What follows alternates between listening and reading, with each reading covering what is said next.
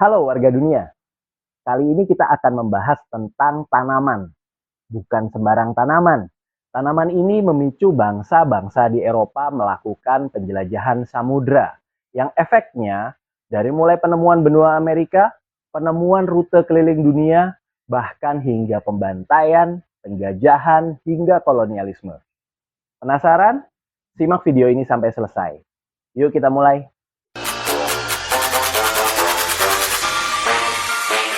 Selamat datang di channel Tentang Dunia.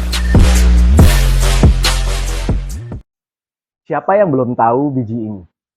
Buat kamu yang belum tahu, ini adalah biji pala. Ini adalah tanaman yang akan kita bahas sekarang. Bukan sekedar membahas tanamannya, tapi kita akan membahas efeknya terhadap peradaban dunia. Bagaimana pencarian terhadap rempah berharga ini ternyata merupakan cikal bakal dari rute perdagangan laut internasional yang kita kenal sekarang. Tanaman pala yang dalam bahasa Latin disebut sebagai Myristica fragrans ini berasal dari Kepulauan Banda. Selama berabad-abad, Banda menjadi satu-satunya sumber pala di dunia. Dipercaya bahwa tanaman yang umurnya bisa mencapai ratusan tahun ini berevolusi di Kepulauan Banda. Pala digunakan sebagai bumbu dan rempah sudah sejak ratusan tahun yang lampau. Tidak cuma di area sekitar Kepulauan Banda, bahkan hingga ke Eropa. Pala merupakan rempah yang pada abad pertengahan di Eropa diyakini memiliki khasiat pengobatan yang luar biasa. Sehingga orang-orang berani mempertaruhkan nyawa untuk mendapatkannya dari tempat yang jauh. Bahkan dokter di zaman Elizabeth di London meyakini bahwa bola-bola rempah yang dibuat sebagai aromaterapi dari biji pala memiliki khasiat untuk mengobati wabah yang sedang berlangsung saat itu. Wabah yang saat ini kita kenal dengan Black Death. Sejarah perdagangan pala sendiri bisa kita telusuri hingga abad ke-6 Masehi. Kala itu pala sudah mencapai wilayah Kekaisaran Bizantium atau Romawi Timur yang letaknya 12.000 km dari Pulau Banda. Diyakini penyebaran pala hingga mencapai Eropa dilakukan melalui jalur sutra, baik jalur sutra laut ataupun jalur sutra darat. Di mana perantara yang mencapai benua Eropa kebanyakan adalah dari pedagang-pedagang Arab. Sementara kalau kita baca bahwa Ibnu Sina menyebut pala sebagai jansiban atau biji banda. Jadi kita bisa melihat bahwa sebenarnya mungkin orang-orang Arab pada saat itu sudah mengetahui dari mana sih asal rempah yang eksotis ini. Meskipun sudah mengenal pala sejak era Bizantium, orang-orang Eropa tidak mengetahui dari mana lokasi asal rempah-rempah ini. Pedagang-pedagang Arab yang berdagang dengan mereka betul-betul merahasiakan asal-muasal dari rempah-rempah yang eksotis ini. Akibatnya harga pala menjadi luar biasa mahal, kemudian juga jadi hanya bisa dinikmati oleh kaum bangsawan ataupun orang-orang kaya semata. Nah, dikatakan pada era itu, harga satu karung pala setara dengan harga satu rumah di London. Bahkan di wilayah Jerman, setengah kilogram biji pala senilai dengan 7 ekor sapi yang gemuk. Jadi bisa dibayangkan betapa mahalnya harga rempah-rempah dari Nusantara saat itu. Selama berabad-abad, perdagangan pala dan rempah-rempah lainnya berjalan dengan normal. Tentunya melibatkan mata rantai yang sangat panjang dari mulai petani di wilayah Nusantara hingga pedagang-pedagang di Eropa.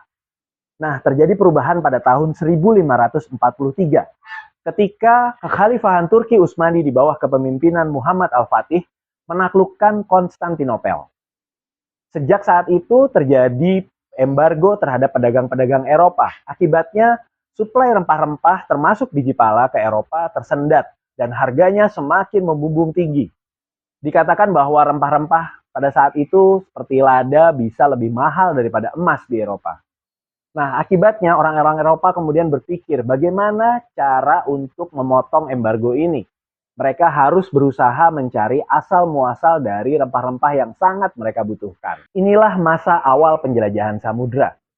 Pedagang-pedagang Eropa kesulitan untuk memperoleh rempah-rempah dan mereka berpikir untuk langsung mencari sumbernya.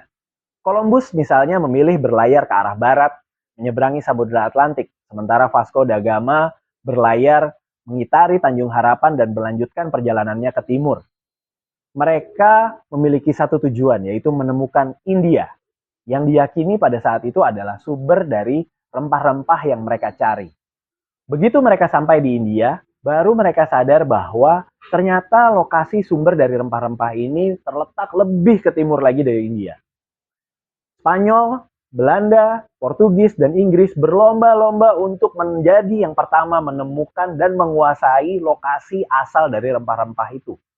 Kenapa sih mereka berebut? Ya tentu saja karena siapapun yang bisa menguasai sumber dari rempah-rempah akan menguasai perdagangan rempah-rempah itu dan tentunya secara tidak langsung menguasai perdagangan internasional.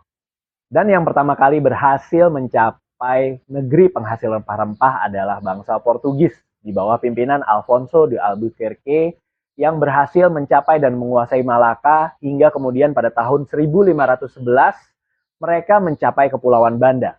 Akibatnya bangsa Portugis menguasai perdagangan rempah-rempah selama kurang lebih 1 abad. Hingga akhirnya Belanda mengusir Portugis dari Kepulauan Banda pada tahun 1605. Dan ini adalah saat dimulainya kekuasaan atau penguasaan VOC terhadap monopoli rempah-rempah dunia.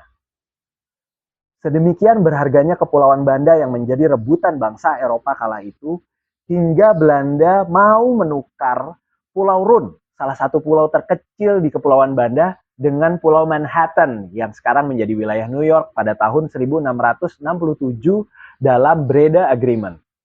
VOC menjaga monopolinya dengan ketat bahkan dengan kekerasan.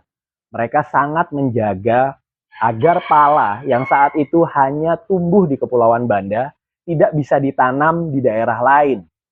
Nah, akibatnya dengan monopolinya terhadap pala dan rempah-rempah lain yang berasal dari Nusantara, VOC memperoleh keuntungan yang sangat besar. Bahkan kita mencatat bahwa VOC adalah salah satu perusahaan terbesar yang pernah ada dalam sejarah manusia. Tetapi keuntungan besar dari perdagangan pala ini datang di atas penderitaan yang dialami oleh penduduk Kepulauan Banda. Sejarawan kuliner Michael Crondell mencatatkan bahwa pala adalah salah satu kisah paling menyedihkan dalam sejarah. Salah satu kisahnya adalah bagaimana VOC membantai dan menyiksa penduduk Kepulauan Banda, daerah penghasil pala di bumi Nusantara. Depopulasi Banda mencapai puncaknya pada tahun 1621 ketika 14.000 penduduk Pulau Banda dibantai oleh VOC. Tanah-tanah di Kepulauan Banda kemudian dibagi menjadi 68 perkebunan. Budak-budak kemudian dikirim ke perkebunan-perkebunan itu, sementara pohon-pohon pala yang berada di luar area perkebunan dimusnahkan sama sekali oleh VOC, sehingga orang hanya bisa mendapatkan pala dari VOC. Kala itu siapapun yang tertangkap menanam bibit pala atau membawa benih pala tanpa izin bisa dihukum berat oleh VOC. VOC benar-benar memastikan bahwa biji pala yang diekspor keluar dari Pulau Banda itu sudah tidak bisa ditanam lagi di tempat lain. Nah, tentunya hukuman berat menanti siapapun yang melanggar aturan-aturan ini. Termasuk juga VOC menggunakan pendekatan militer. Sejarah mencatat belasan benteng didirikan oleh VOC di wilayah Kepulauan Banda, dan juga ribuan serdadu yang ditugaskan untuk mengamankan monopoli terhadap tanaman ini.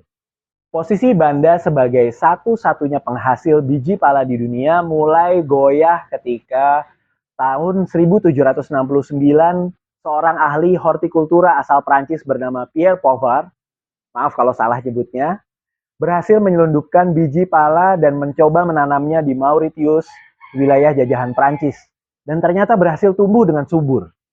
Kemudian pada tahun 1778, gunung api Banda meletus dan memusnahkan setengah dari perkebunan pala yang ada di sana. Dan ini akhirnya menggoyahkan posisi VOC dalam monopoli biji pala di dunia. Goncangan perekonomian pada VOC ini ditambah lagi dengan banyaknya korupsi yang terjadi di tubuh VOC sendiri, akhirnya menggoda Inggris untuk kembali datang ke Kepulauan Banda. Dan pada akhirnya mencoba merebutnya dari tangan Belanda. Dan akhirnya Inggris berhasil menguasai Kepulauan Banda. Walaupun akhirnya pada tahun 1817, Inggris mengembalikannya ke tangan Belanda.